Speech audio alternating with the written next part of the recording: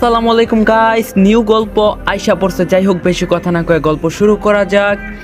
রাফি ভাইয়া, বাসায় তো কেউ নেই, বাহিরেও বৃষ্টি পড়তাছে, তুমি এই বৃষ্টির দিনও আমাকে পড়াতে চলে এলে? রাফি তার হাতের ছাতাটি টেবিলের এক পাশে রাখলো, তারপর অনুর দিকে তাকিয়ে রাগী স্বরে বলল, বাসায় কেউ নেই বলে আমি কি তোকে পড়াতে আসতে পারি না? অনু, তুই এটা কি করে বললি? অনু কিছুটা ঘাবড়ে গিয়ে রাফিকে বলল, আমি তো এটা বলতে চাইনি রাফি ভাইয়া। রাফি বলল, তাহলে কি বলতে চাইছিলি? আর খালামণি কোথায়? তখন অনু বলল, আম্মু বাসায় নেই আর আব্বু তো অফিসে। রাফি রুমের দরজা লাগিয়ে দিল। অনু ভয় পেয়ে গেল, বাসায় কেউ নেই, তাই অনুর আরো ভয় লাগছে। রাফি অনুর দিকে তাকিয়ে বলল, নিজের রুমে যা, তোকে আজকে পড়তে হবে। অনু মন খারাপ করে বলল, আজকে না পড়লে হয় না রাফি ভাইয়া, দেখো বাইরে কত বৃষ্টি, এই বৃষ্টির দিনে পড়তে মন চায় না। রাফি এবার রেগে গিয়ে বলল, থাপ্পড় চিনিস? থাপ্পড়ে তোর সব দাঁত ফেলে দিব, বেয়াদব মেয়ে, যা নিজের রুমে গিয়ে পড়তে বস। রাফির এমন কথা শুনে অনুর কান্না পেয়ে যাচ্ছে, কিন্তু কান্নাটা চেপে নিজের রুমে চলে গিয়ে পড়ার টেবিলে বসলো। অনু ইন্টার ফার্স্ট ইয়ারে পড়ে আর রাফি অনার্স চতুর্থ বর্ষে পড়ে। রাফি অনুর একমাত্র খালাতো ভাই। রাফির কোনো ভাই বোন নেই, অনুরও কোনো ভাই বোন নেই। অনুর মা আর রাফির মা আপন দুই বোন। অনু এবং রাফির বাসা যেহেতু কাছাকাছি, তাই অনায়াসে রাফি অনুর বাসায় আসতে পারে। রাফির এই হুটহাট অনুর বাসায় চলে আসাটাও অনু মানতে পারে না। অনুর মা রাফিকে কিছু বলেও না, উল্টো রাফি বাসায় আসলে অনেক খুশি হয়। তাই অনুর মা অনুকে পড়ার দায়িত্বটা রাফিকেই দিয়েছে। আর রাফি প্রচণ্ড রাগী একটা ছেলে। রাফিকে দেখেই অনু ভয় পায়, তাই না পারে কিছু বলতে আর না পারে কিছু সইতে। অনু খুব নিরুপায়। অনু মন খারাপ করে একটা বই বের করলো, ফিজিক্স বইটা বের করে পৃষ্ঠা এক পাতা দু পাতা উল্টাতে লাগলো। অনুর হঠাৎই মনে পড়লো তার আজকে কোনো পড়া হয়নি। রাফি ভাইয়া যে আজ তাকে কঠিন শাস্তি দিবে তা অনু ভালো করেই জানে। অনুর বুকের ভিতরটা ভয়ে কাঁপতে লাগলো। রাফি রুমে এসে অনুর পাশের চেয়ারে বসে বলল, আজকে তো ফিজিক্সের দ্বিতীয় অধ্যায় পড়া ছিল, এখন তোকে আমি ম্যাথ করতে দিব, ঝটপট করে ফেল, বেশি লেট করলে মায়ের খাবি। অনু অপরাধের স্বরে রাফিকে ডাক দিল, রাফি ভাইয়া। ওইদিকে রাফি ফিজিক্সের বইটা একটা অধ্যায় মনোযোগ দিয়ে দেখছিল। অনুর ডাকে অনুর দিকে শান্ত চাহনিতে বলল, হ্যাঁ বল, কি হয়েছে? অনু বলল, মানে রাফি রেগে গিয়ে বলল, কি মানে করছিস, ঠিক করে উত্তর দে। অনু কান্না জড়িত কণ্ঠে রাফিকে বলল, ভাইয়া আমি আজকে পড়া শিখতে পারিনি। রাফি কপালে হাত দিয়ে শান্ত স্বরে বলল, কি বললি, আরেকবার বল। রাফি ভয়ে কাঁপাকাঁপি অবস্থা হয়ে গিয়েছে। রাফি এত শান্ত স্বরে কথা বলছে মানে আজকে বাইরে এই ঝড় বৃষ্টির সাথে অনুর কপালেও ঝড় বৃষ্টি আছে। অনু কিছু না বলে একদম চুপ করে হাত গুটিয়ে বসে রইল। রাফি আবারও অনুকে জিজ্ঞাসা করলো, কিরে অনু, কথা বলছিস না কেন? বলতে বলছি না। শেষের কথাটা রাফি এত চিৎকার করে বলল যে অনু ভয়ে কেঁদে দিল। আবার বলল, আমি আজকে পড়া শিখতে পারিনি। রাফি বলল, কেন শিখতে পারিসনি? অনু বলল, কিছুই ভালো লাগছিল না। রাফি এবার রাগের দৃষ্টিতে অনুর দিকে তাকিয়ে বলল, মস্করা করা হচ্ছে, তুই বসা থেকে ওঠ। অনু তাই করলো, চেয়ারে বসা থেকে উঠে দাঁড়ালো। রাফি অনুরে আলমারির দিকে ইঙ্গিত করে বলল, ওই দিকে গিয়ে দাঁড়িয়ে 200 বার কান ধরে উঠ বস করবি, কোনো চিটিংবাজি করবি না। আমি গুনে গুনে দেখব তুই কতবার কান ধরে উঠ বস করলি। বাইরে জুড়ে বজ্রপাত হলো। রাফির কথা অনু অবাক হয়ে শুনছে। নিজের খালাতো ভাই এতটা নির্দয় হয় তা অনুর জানা ছিল না।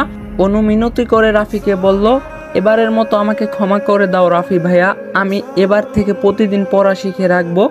রাফি বলল, কোনো ক্ষমা নেই, যা বলছি তাই কর, কান ধরে উঠ বস কর। তখন অনু বলল, আমি পারবো না। রাফি বড় লাঠিটি হাতে নিয়ে বলল, তাহলে লাঠির আঘাত খাবি। অনু ভয়ে ভয়ে রাফিকে বলল, না না না, আমি কান ধরে উঠবস করছি।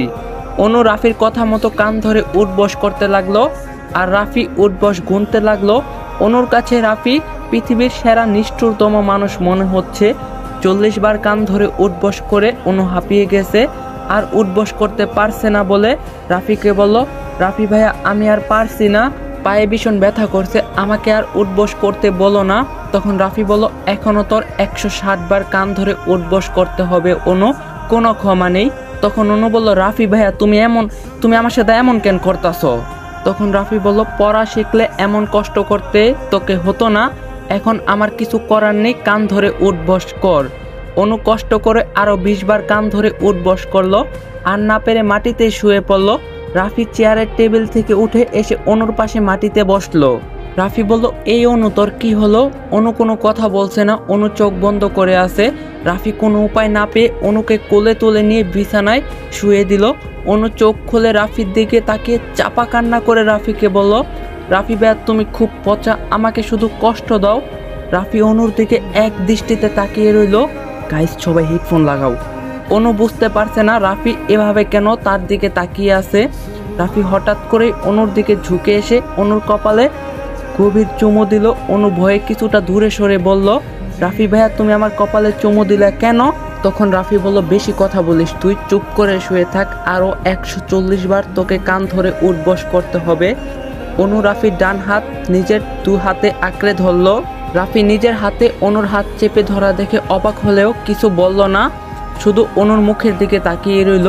অনু রাফির হাত চেপে ধরেই বলল, প্লিজ রাফি ভাইয়া আমাকে আর শাস্তি দিও না। রাফি চোখ বন্ধ করে কিছুক্ষণ ভেবে তারপর বলল, শাস্তি দিব না, কিন্তু একটা শর্ত আছে। অনু ভয় পেয়ে রাফিকে বলল, কি শর্ত ভাইয়া? রাফি বলল, তোকে আমার দুগালে দুটো চুমু দিতে হবে। অনু চোখ বড় বড় করে শুয়ে থাকা থেকে উঠে বসে রাফির দিকে তাকিয়ে অবাক হয়ে বলল, কি? রাফি স্বাভাবিক কণ্ঠে বলল, যা শুনলি তাই করতে হবে, না হলে তোকে 140 বার কান ধরে উঠবস করতে হবে। অনু ভয় পাওয়ার দৃষ্টিতে রাফির দিকে তাকিয়ে বলল, আমি তোমার দুগালে চুমু দিতে পারবো না রাফি ভাইয়া, তুমি আমাকে অন্য কিছু করতে বলো। রাফি অনুর দিকে হিংস্র দৃষ্টিতে বলল, তাহলে 140 বার কান ধরে উঠবস কর। রাফি কথায় অনু কান্না পেয়ে যাচ্ছে। কতটা লজ্জাজনক পরিস্থিতিতে রাফি অনুকে ফেলছে। অনু কি করে এটা করবে? আর না করেও তো কোনো উপায় নেই, কারণ অনুর পায়ে এখন খুব ব্যথা করছে। পায়ের ব্যথায় উঠতে পারবে কিনা সন্দেহ। অনু উপায় না পেয়ে রাফির কাছে গেল। রাফি এখনো অনুর দিকে তাকিয়ে আছে। অনু রাফির খুব বেশি কাছে। রাফির থেকে অনুর দূরত্ব 1 ইঞ্চি।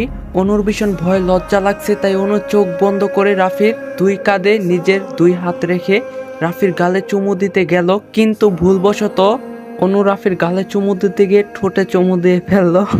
অনু চোখ খুলে যখন ব্যাপারটা বুঝতে পারলো তখন অনেক জোরে চিৎকার দিল। এটা অনু কি করে ফেললো? ভুলবশত কিনা রাফি ভাইয়ের ঠোঁটে চুমু দিয়ে ফেললো। এবার অনু বিছানায় হাত পা ছড়িয়ে ছিটিয়ে কান্না করতে লাগলো, কিন্তু রাফি সেই একইভাবে বিছানার এক পাশে বসে আছে। রাফি অনুর কান্না দেখে মনে মনে রাফি হাসি পেলেও মুখে অনুকে বলল, বাহ অনু বাহ, তুই তো দেখি এক ধাপ এগিয়ে গিয়েছিস রে। তোকে বললাম আমার দুগালে চুমু দিলেই তুই শাস্তি থেকে মুক্তি পাবি, আর তুই কিনা সরাসরি আমার ঠোঁটে চুমু দিয়ে বসলি। তুই ভীষণ দুষ্ট হয়ে গেছিস। অনু একবার রাফির দিকে রাগী দৃষ্টিতে তাকালো, তারপর আবার লজ্জা পেয়ে তাড়াতাড়ি করে বিছানার কাঁথা নিজের শরীর এবং মুখে জড়িয়ে শুয়ে পড়ল। অনু রাফির বিপরীত দিকে ঘুরে শুয়ে রাফিকে বলল, রাফি ভাইয়া তুমি তোমার বাসায় চলে যাও প্লিজ, আমাকে আর কিছু বলতে এসো না। তখন রাফি বলল, বাইরে খুব ঝড় বৃষ্টি হচ্ছে, আর তুই আমাকে এই ঝড় বৃষ্টির দিনেও তোর বাসা থেকে তাড়িয়ে দিচ্ছিস। অনু আমার যদি কিছু হয়ে যায় তখন তুই নিজেকে ক্ষমা করতে পারবি তো? তখন অনু তাড়াতাড়ি করে রাফির দিক করে শুয়ে পড়ল। তারপর রাফির দিকে তাকিয়ে অনু বলল, তোমাকে বাইরে যেতে হবে না রাফি ভাইয়া, তুমি এখানেই বসে থাকো। রাফি নিজের মোবাইল ফোন বের করে গেমস খেলতে লাগলো। বেশ কিছুক্ষণ সবকিছু নীরব হয়ে রইল। অনু মুখের উপর এখনো কাঁথা দিয়ে রয়েছে। অনুর বুকের ভিতরটা টিপ টিপ করছে। ওই সময় কি করে বসলো রাফি ভাইয়ের ঠোঁটে কিনা অনু আর কিছু ভাবতে পারল না। নীরবতার পর্যায় শেষ করে রাফি অনুকে জিজ্ঞাসা করলো, অনু তুই বাসায় একা কেন, খালামণি কোথায় গেছে? তখন অনু কাঁথা থেকে মুখ তুলে রাফির দিকে তাকিয়ে বলল, আম্মু বাজারে গেছে রাফি ভাইয়া, আজ বাসায় আদা রসুন তেল চিনি লবণ কিচ্ছু নাই, সব শেষ হয়ে গেছে। আম্মু আব্বুকে বলতে খেয়াল ছিল না, ফোনে টাকাও নেই, তাই তো আম্মু বাজারে চলে গেল। কিন্তু ঝড় বৃষ্টির জন্য হয়তো আম্মু কোথাও দাঁড়িয়ে অপেক্ষা করছে কখন বৃষ্টি থামবে। রাফি অনুর দিকে তাকিয়ে বলল, খালামণি ছাতা নেয়নি? অনু বলল, নেয়নি তো, এজন্যই তো আম্মুর আসতে দেরি হচ্ছে। রাফি উঠে দাঁড়ালো। অনু অবাক হয়ে রাফিকে জিজ্ঞাসা করলো, কি হলো রাফি ভাইয়া, উঠে পড়লে কেন?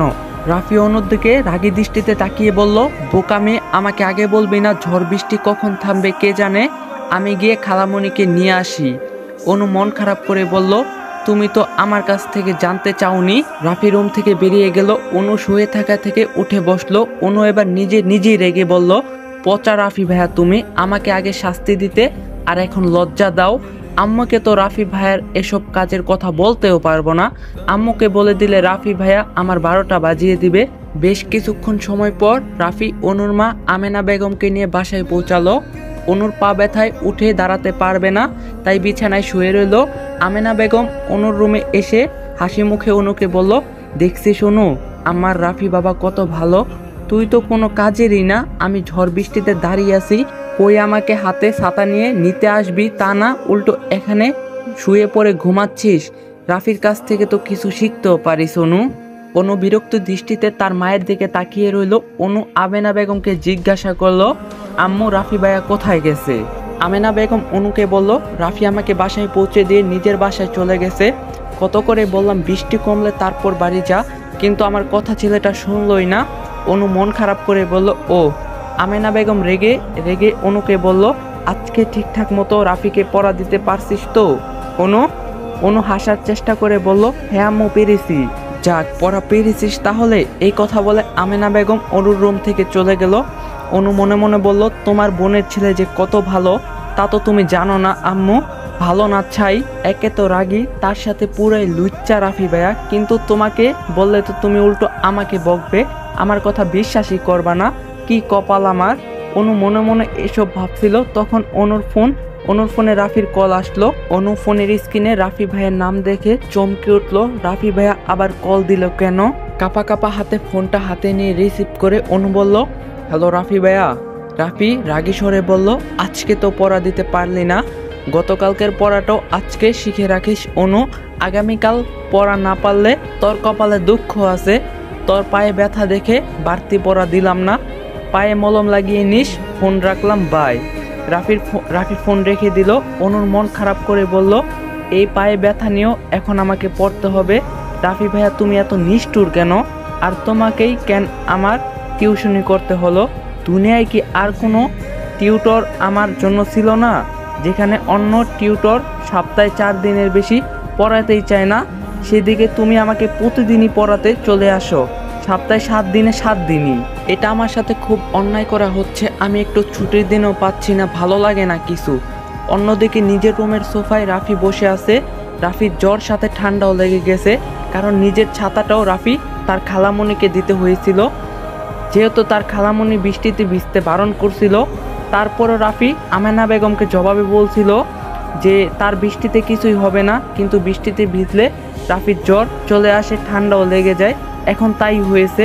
রাফি রুমাল দিয়ে নিজের মাথা মুছতে মুছতে বলল, জ্বর ঠান্ডা আসার আর টাইম পেল না, কিন্তু আমার যতই জ্বর ঠান্ডা লাগুক না কেন, কাল অনুকে আমি পড়াতে যাবই। মেয়েটা একটুও পড়াশোনা করে না, এই অনুকে নিয়ে যে আমি কোথায় যাব? রাফি নিজের ফোনের গ্যালারিতে সেট করে রাখা অনুর হাসি মুখের ছবিটি দেখতে লাগলো। অনু যখন পড়া না পেরে নিজেকে শাস্তি থেকে বাঁচানোর জন্য মুচকি হেসে রাফির সাথে কথা বলছিল, তখনই রাফি অনুর অজান্তে ছবিটি তুলে ফেলে। রাফি অনুর ছবির দিকে তাকিয়ে আবারও বলতে লাগলো, তুই খুব বোকা অনু, এতটাই বোকা না হলেও পারতি, কিন্তু তোর এই বোকামিতে খুব মানায়। পরের দিন বিকালে কলিং বেল বাজলো। অনু দরজা খুলে দেখে রাফি এসেছে। অনু মুখটা গোমট করে নিজের রুমে চলে গেল। অনু নিজের চেয়ারে বসে পড়লো। রাফি অনুর পাশের চেয়ারে বসলো। অনু রাফির দিকে তাকিয়ে চোখ নামিয়ে নিল, কিন্তু আবারও খেয়াল করে রাফির দিকে অনু তাকালো। এবার রাফি রাগী স্বরে অনুকে বলল, কিরে অনু, এভাবে আমার দিকে তাকিয়ে আছিস কেন? অনু অবাক হয়ে রাফিকে বলল, রাফি ভাইয়া তোমার চোখ মুখ খুব লাল হয়ে আছে। রাফি বইয়ের পাতা উল্টাতে উল্টাতেই অনুর দিকে তাকিয়ে থেকে বলল, আমার চোখ মুখ লাল হয়েছে ভালো কথা, তাতে তোর কি অনু, তুই পড়ায় মনোযোগ দে। তোমার চোখ লাল দেখতে আমার ভালো লাগছে না রাফি ভাইয়া। অনু হঠাৎ করেই রাফির কপালে হাত ছুঁয়ে দিল। রাফি নিজের কপালে রাখা অনুর হাতটা সাথে সাথে চেপে ধরে সরিয়ে ফেলল। অনু আর্তনাদ করে বলল, রাফি ভাইয়া তোমার তো খুব জ্বর। রাফি বলল, আই ডোন্ট কেয়ার। অনু বলল, রাফি ভাইয়া তুমি ওষুধ খাওনি? এবার রাফি রেগে চিৎকার করে বলল, জাস্ট সেট আপ অনু, আমাকে নিয়ে বেশি কথা বলবি না, পড়া বের কর। অনু রাফির ধমক খেয়ে কাঁদতে লাগলো। রাফি অনুর কান্না সহ্য করতে পারে না, তাই রাফি অনুর চোখের জল মুছে দিতে লাগলো। অনু এবার রাফির হাত চেপে ধরলো। অনু রাফির হাত চেপে ধরে রাফি রেগে অনুকে বলল, আমার হাত ছাড় অনু। রাফি রেগে গেছে বুঝতে পেরে অনু হাত ছেড়ে দিল। মুহূর্তেই অনু রাফিকে বলল, আমি আজকে পড়বো না রাফি ভাইয়া, তুমি যতই আমাকে জোর করো না কেন আমি পরবো না। রাফি হাতে লাঠি নিয়ে বলল, কি বললি তুই?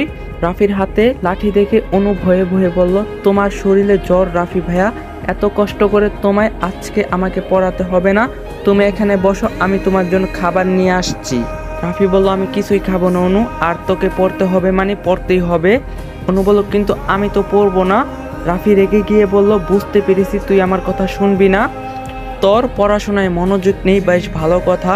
আমি আর তোকে কোনোদিন পড়াতে আসবো না, আজকেই তোকে লাস্ট পড়ালাম, আমি চললাম। রাফি অনুর রুম থেকে চলে গেল। রাফির কথায় অনু অবাক হলো, সত্যি রাফি ভাইয়া আর পড়াতে আসবে না?